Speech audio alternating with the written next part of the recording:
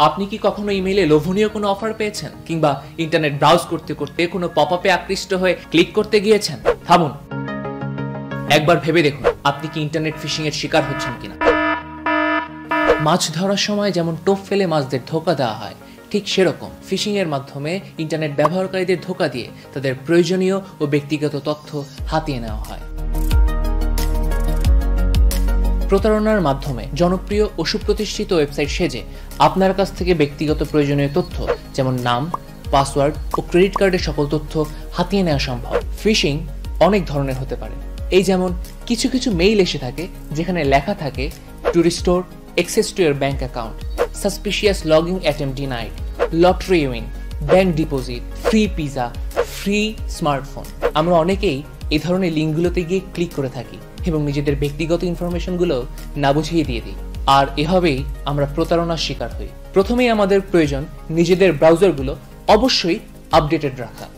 সমস্ত ব্রাউজারের সিকিউরিটি প্যাচ কিছুদিন পরপরই বের হয় এবং এই নতুন আপডেটগুলো যত দ্রুত সম্ভব ব্রাউজারে আপডেট করে ফেলতে হবে। দ্বিতীয়ত, ব্রাউজারের পপআপগুলো সম্পর্কে সচেতন থাকতে হবে। অনেক সময় বিভিন্ন ওয়েবসাইটে প্রবেশ করলে অনাকাঙ্ক্ষিত লিঙ্ক ওপেন হয় যেখানে আপনাকে বিভিন্ন বাটনে ক্লিক করার জন্য বলা হয়, কিন্তু এই পপআপগুলোই ফিশাররা টার্গেট করে থাকে, তাই এগুলো পুরোপুরি এড়িয়ে চলতে হবে।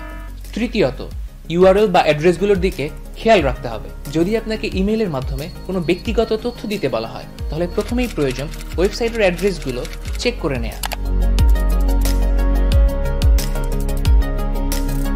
গুগলে সার্চ দিয়ে আপনারা নিজেরা অনেক সহজেই এই ওয়েব অ্যাড্রেসগুলো চেক করে নিতে পারবেন।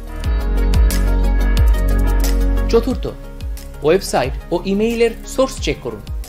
বড় বড় কোম্পানির মতো ওয়েবসাইট এবং ইমেইল অ্যাড্রেস তৈরি করে ফিশাররা আপনাকে ইমেইল পাঠাতে পারে।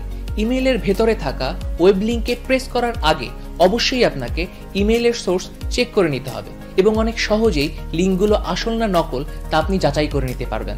যেমন ধরুন আপনাকে info@payoneer.com থেকে একটি মেইল পাঠানো হলো, তাহলে সেটি আসল। কিন্তু যদি আপনাকে payoneer@abc.com থেকে কোনো মেইল পাঠানো হয় তাহলে সেটিকে ফেক ধরে নিতে হবে।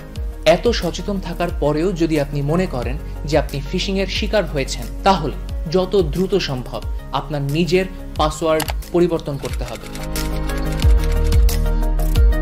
এছাড়া আপনি পুরো কম্পিউটার অ্যান্টি ম্যালওয়্যার সফটওয়্যার দ্বারা স্ক্যান করে নিতে পারেন এবং যেসব জায়গায় 2 স্টেপ ভেরিফিকেশন সুবিধা রয়েছে সেগুলো অবশ্যই চালু রাখতে হবে।